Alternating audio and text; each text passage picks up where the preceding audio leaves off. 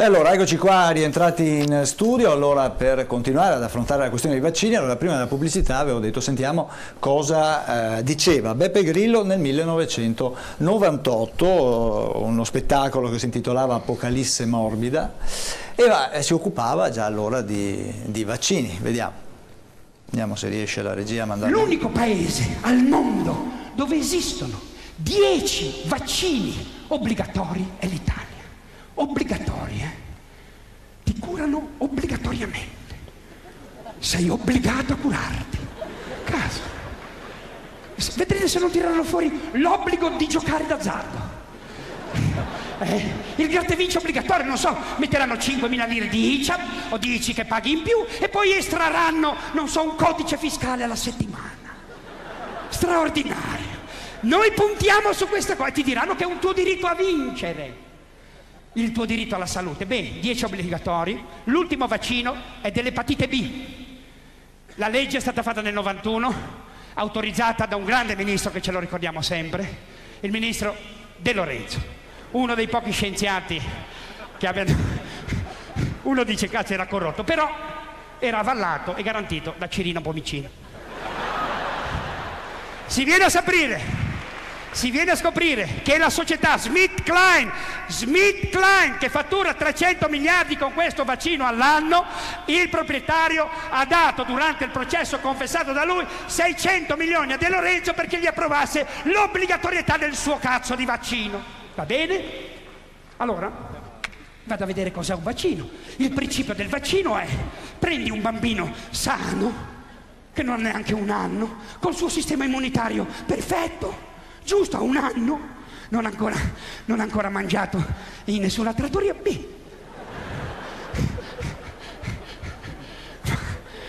Gli inoculi un virusino piccolo, in modo che lo abitui un po'. Nel caso arriva il virus più grosso, il virusino piccolo è lì che anni che gira, gli fa un culo così al virusino. Se però il virus grosso non arriva, il virusino rimane lì, in circolo. Oltre al virusino c'è anche un po' di mercurio. E allora abbassa i sistemi immunitari. Parliamo di sistemi immunitari. Non abbiamo più difesa di un caso. Siamo tutti raffreddati, tosse, bronchiti. I bambini tutti a letto. Vado a vedere i grafici, ho detto, ma si può mettere in dubbio un vaccino? Io dico di no, speriamo che le cose che dico non siano vere, porca puttana, perché se solamente sono vere, io cazzo, ma io spacco tutto. Eccoci qua che siamo rientrati. Allora, 1998, stiamo parlando di 20 anni fa ormai, praticamente. Boato. Glaxo è sempre la Glaxo. Io ho detto SmithKline, però sì, era la società della Glaxo quella lì. Il nome è meglio. Certo. Glaxo. Glaxo, sì. Adesso si chiama Glaxo SmithKline. Sì, cioè voglio dire, sempre lì e siamo sempre lì. C'è una sera. Allora, cosa possiamo dire dopo aver sentito? Però detto questo, la Glaxo ha un bilancio che da sola eguaglia il bilancio di 80 stati, gli 80 più poveri del mondo. Quindi questo per dire che non è probabilmente l'elemento economico il principale elemento che sta... c'è qualcosa di più, insomma, quella decisione del 2014 con Obama dell'OMS negli Stati Uniti, eccetera, nella quale l'Italia di decidere che l'Italia deve essere la cavia che fa partire in tutta Europa. Il paese guida per le campagne qualcosa di più grande vaccinali rispetto agli interessi di una società multinazionale, ma qualcosa che io non riesco ancora a capire fino in fondo. Posso capire personaggi che confondono l'Africa con l'Italia e pensano che siccome in Africa certi vaccini bisogna farli assolutamente, però non capisco, c'è qualcosa diciamo che non mi quadra. Che va oltre. E non mi quadrano le bugie. quando la ministra dice delle bugie plateali, come quella che ho ricordato prima su Londra, e qualcuno gliel'avrà fatta dire, perché lei insomma probabilmente non ci arriva a inventarsele così, qualcuno gliel'ha scritta, vuol dire che c'è qualcosa di più che va in quella direzione di mettere tutta la società sotto un'egida un po', diciamo, terroristica. Ecco, la vedo come c'è qualcuno che dice attenzione, come se fosse le torri gemelle pronte qui a crollare anche a Venezia, no? Perché è una situazione che ci mette in soggezione rispetto al potere. E la cosa più grave di tutto questo è il nuovo Tribunale dell'Inquisizione, questo ordine dei medici, che riesce ad espellere una persona come il dottor Miedico di Milano, che è un luminare, che è una persona assolutamente un consulente del governo da decenni sui temi che stiamo trattando, e che viene prima chiamato dal Senato per sentire la sua opinione su questo tema, ma siccome la sua opinione non concorda con quella del governo, qualche settimana dopo viene fatto espellere, viene espulso, viene, come si dice, radiato. Non c'è solo il dottor Gava o il dottor Paolo qui di Padova, come si chiama? Rossato. Io quello del dottor Miedico la vedo come veramente l'apice dell'imbecillità. Sono arrivati all'imbecillità per difendere un qualche cosa che è più grande di loro e che, ripeto, ancora non è chiarissimo, perché non è solo l'interesse economico. Certo, ecco, prima nell'intervento di Grillo volevo porre la questione a Castagna, no? Parlava di questa tangente, era il periodo quello, no? delle tangenti, sulla sanità poi in particolare. Insomma, è la madre di tutte le tangenti, la sanità, un po' perché gran parte, e tra l'altro non soltanto da un punto di vista nazionale, in questo caso un ministro si faceva riferimento a De Lorenzo, ma se pensiamo che in una regione, nella nostra regione la sanità copre l'85% del bilancio regionale. Quindi è evidente che la sanità rappresenta un business, uso una parola, un business, e quindi la ricerca appunto attraverso questo anche non solo delle multinazionali, poi anche di imprenditori locali, insomma, di attivare un interesse.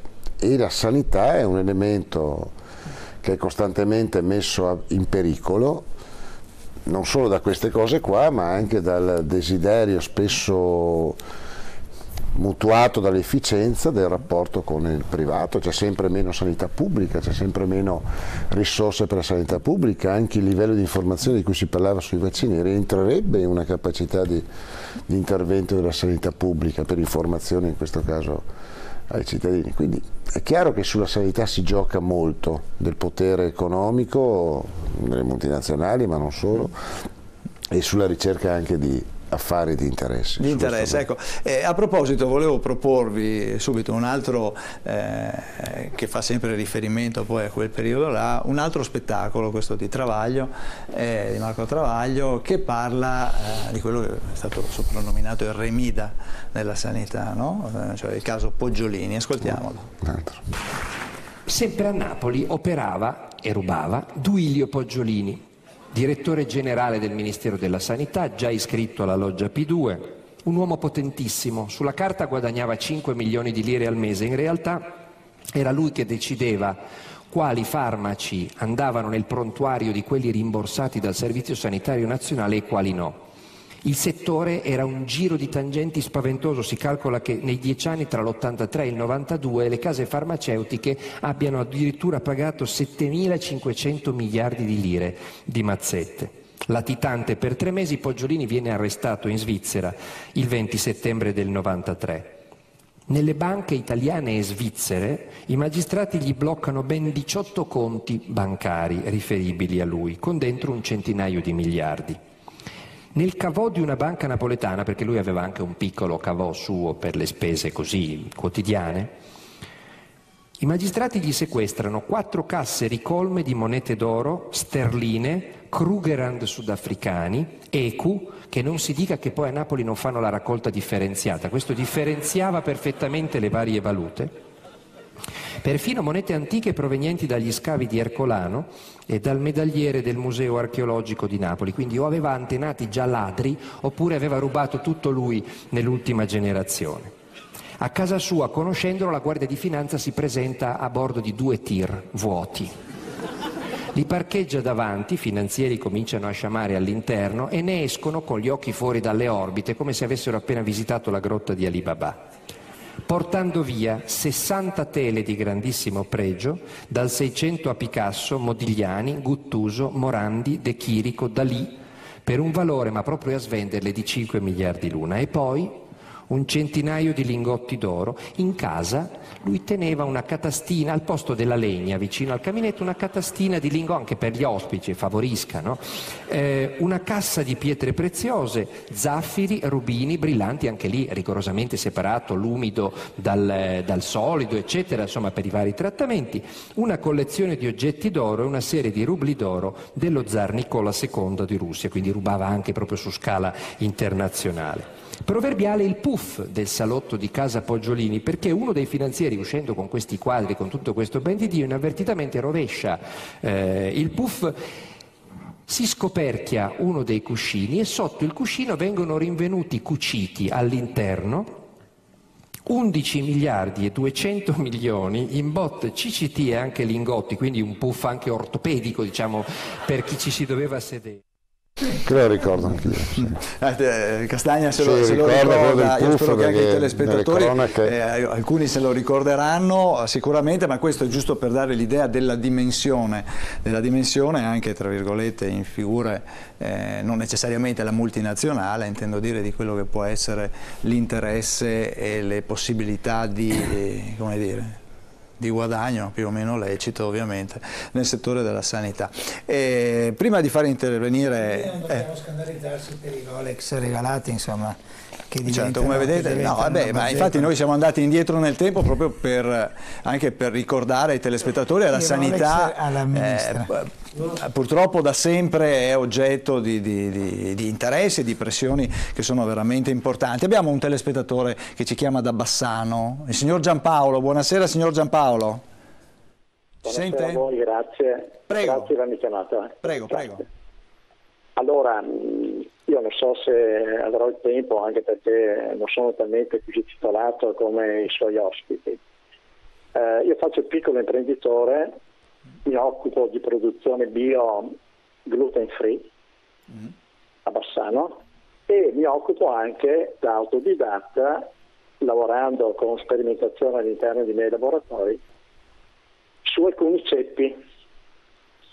Ovviamente per farmi in modo banale descrivo pasta malva. Io sono un po' datato, che sono del 1948.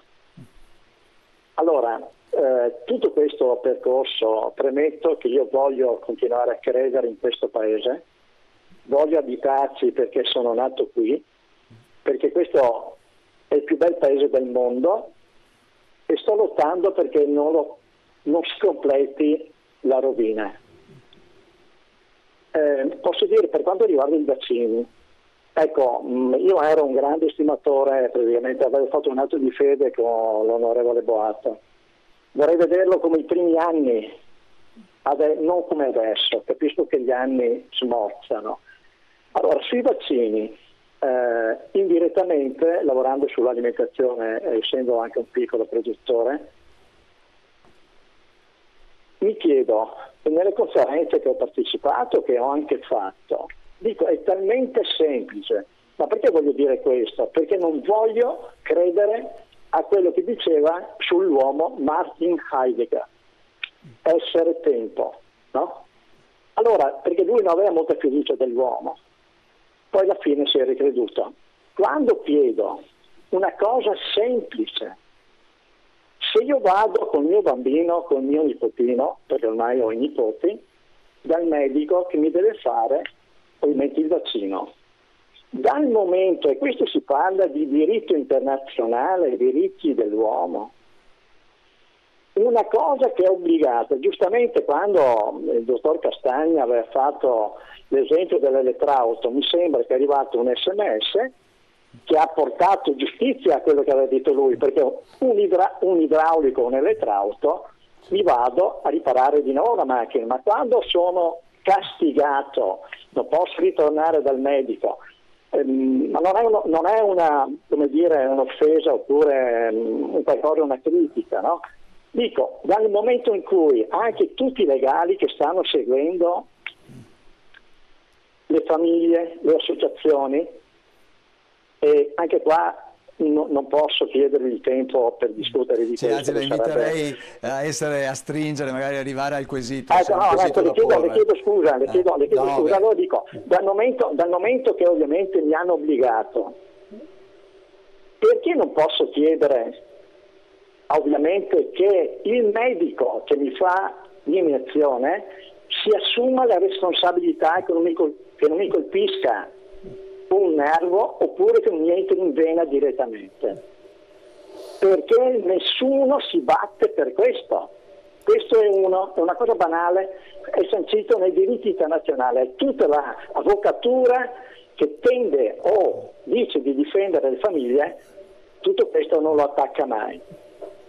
Dal momento che sono obbligato, come dire, perché mi obbligano ovviamente ad assicurare la macchina? Perché se faccio danno a qualcuno la controparte è risarcita.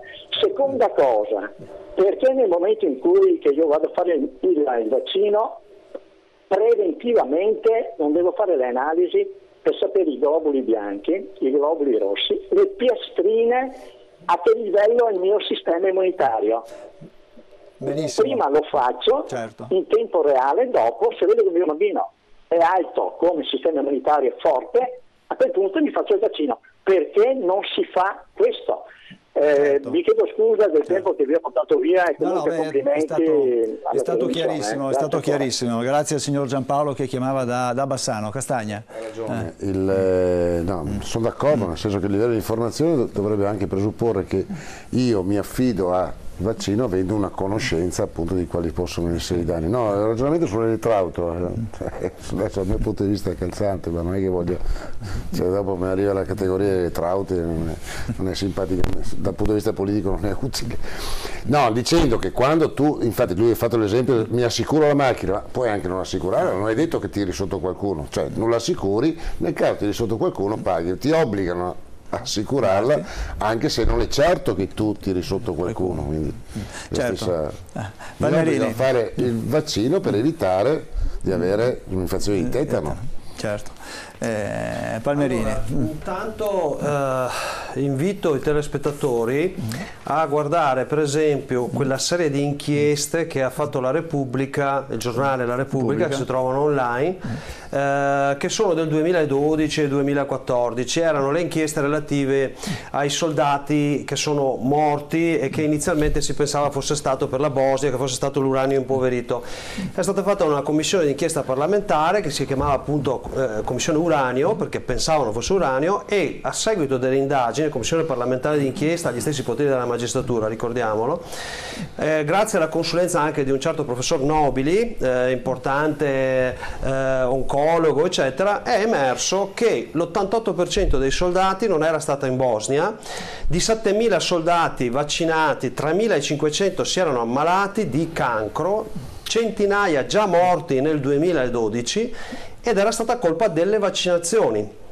Il professor Nobili disse che erano state fatte le vaccinazioni fatte male, proprio come accennava il professor Casan prima, perché erano state fatte in malo modo, e diceva se la procedura viene seguita molto attentamente il vaccino non è pericoloso. Però, disse il professor Nobili, c'è il problema dei metalli pesanti, perché dentro questi vaccini ci sono metalli pesanti, in particolare c'era al tempo il mercurio, che oggi è dimostrato è veramente dannoso per la salute a livello di iniezioni intramuscolo eccetera, perché poi come diceva il professor Casa, un discorso è se tu assumi una sostanza tossica attraverso l'intestino, attraverso i polmoni, per esempio l'alluminio lo respiriamo, ma sono pochi microgrammi. Il nano alluminio che c'è nei vaccini con l'intramuscolo sono 200 volte, 150-200 volte a seconda del peso, se è un bambino piccolo sono 200 volte la quantità massima tollerabile dall'organismo in una sola iniezione. Allora questo professor Nobili disse, ma poi fra l'altro il professor Nobili ha ricevuto perfino la medaglia della Repubblica ai servizi sanitari, quindi veramente una persona, adesso avrà 83 anni, non so neanche se è ancora vivo, e praticamente disse ci sono questi metalli pesanti. La settimana successiva, sempre sulla Repubblica, c'è il direttore non mi ricordo se era del servizio sanitario o addirittura dell'AIFA, che diceva sono gli stessi vaccini che diamo ai bambini, quelli che abbiamo dato ai militari. La settimana scorsa un famosissimo professore internazionale, si chiama Girardi o Gerardi, si può trovare sul PubMed, una signora che ha pubblicato 150 ricerche scientifiche in peer review, quindi con la partecipazione di decine o centinaia di altri, un professore che ha tantissime, arrivo subito, ha tirato fuori il problema che l'alluminio degli vaccini può nel corso addirittura degli anni avere effetti imprevedibili. Abbiamo una montagna di letteratura scientifica che dimostrano che le cose non stanno come ci stanno dicendo certi ministri che dicono bugie.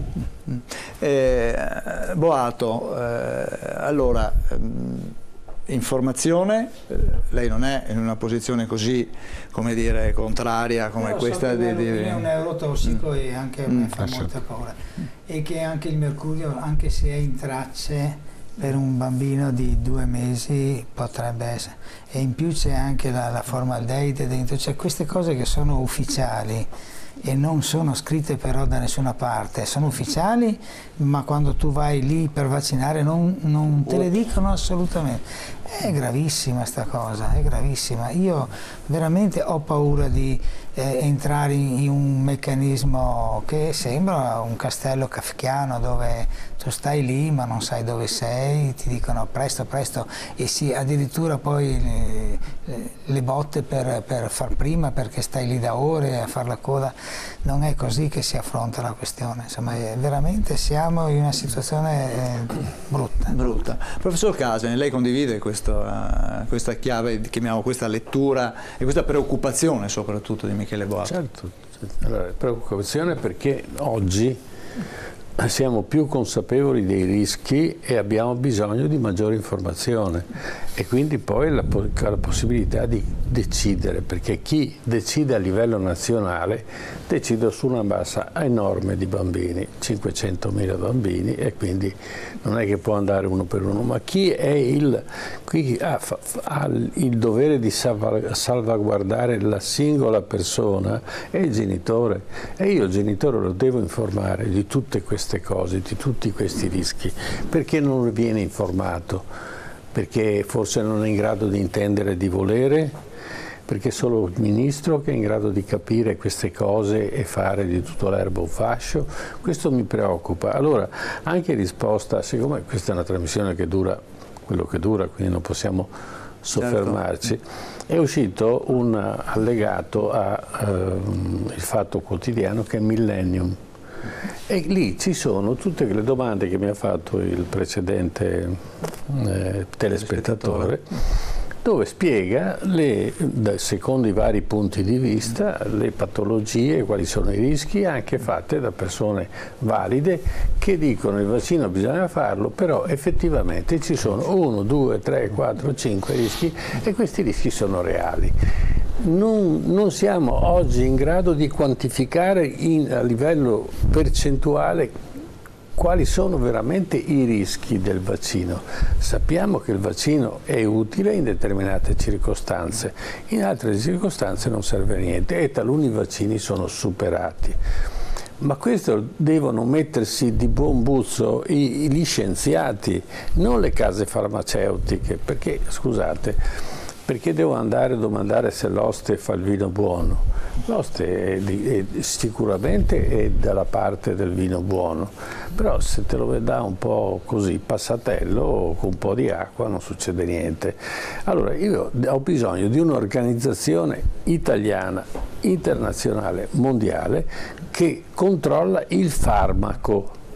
Di farmaci, perlomeno per mia conoscenza, veramente utili c'è il 10-12%, la maggior parte dei farmaci sono fuffa e vengono consigliati a sproposito, vengono addirittura certi farmaci vengono abusati perché questo fa bene così, questo fa bene colà, se hai questo piuttosto che quello, perché tutto quello che conta non è più il business, non è il malato, il business è la persona sana.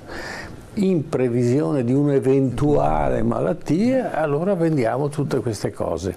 Se invece ci fosse una cultura dell'alimentazione, una buona percentuale dei farmaci non servirebbe niente, perché noi normalmente siamo sani e siamo quello che mangiamo. Certo, ecco, quello che diceva invece l'ultimo telespettatore che telefonava, quindi quello della responsabilità, quindi del potersi, come dire, rivalere su chi mi fa, o comunque insomma che ci sia una cosa, e anche su quello dell'analisi, le analisi pre-vaccinali. Volevo un breve commento da parte vostra, dopo salutiamo. Io dovrei piacere rispondere su questo, perché la legislazione proprio sulla responsabilità medica che è stata fatta quest'anno va nel senso esattamente contrario e dice: se il medico segue le linee che gli sono state date non è responsabile, deve proprio fare dolo, fare proprio negligenza gravissima, per cui il medico che propone un farmaco non adeguato, ancora sotto vigilanza, i genitori si facciano dare il foglietto prima di far vaccinare, controllino se nel foglietto del vaccino ci sono scritte, perché ci sono scritti, per esempio alcuni non sono sperimentati sopra i 24 e i 36 mesi, eppure ti dicono non c'è nessun rischio. No, non c'è nessun rischio, non c'è scritto così, c'è scritto che non si sa. Allora in questi casi il medico non ha responsabilità, quindi certo. Boato, cosa dice? Io credo ci sia da fare una grande opera di informazione e anche di denuncia. C'è un ordine dei medici che non permette la discussione su questo tema, e questo è successo a Padova, a Treviso, a Milano, è successo l'altro giorno in un'altra provincia dove hanno di nuovo radiato un'altra pediatra, l'altro ieri. Questa situazione sia una situazione assolutamente medievale, altro che scienza. Io non ho visto fino adesso mai un confronto serio sui dati. Quando si dicono queste cose, tipo, che so, c'è la formaldeide che è un accertato cancerogeno, non ce n'è uno di questi signori che ti dicono vogliamo la scienza, viva la scienza, che risponda è vero, non è vero, sì, però no.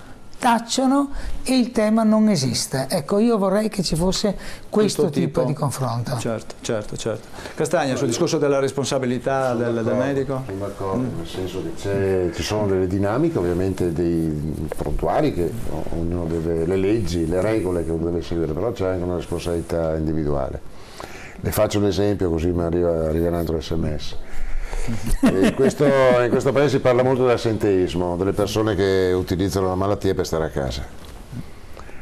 Se io vado in malattia ho un certificato medico, però non si parla mai di qual è il medico che mi ha dato un certificato non corretto, si giudica giustamente chi utilizza questo strumento per stare a casa e non lavorare, ma non si giudica mai, appunto, quindi sono d'accordo, come sono d'accordo sul livello di informazione che va dato. Su tutto, adesso stiamo parlando di vaccini, ma il livello di informazione che va dato al paese, ai cittadini, non può essere quello che sulla paura si alimentano appunto cose di questo tipo. Quindi il livello di informazione è fondamentale, come ha agito questo governo mi pare che non sia stato questo come una capacità immediata. Certo, professor Casen?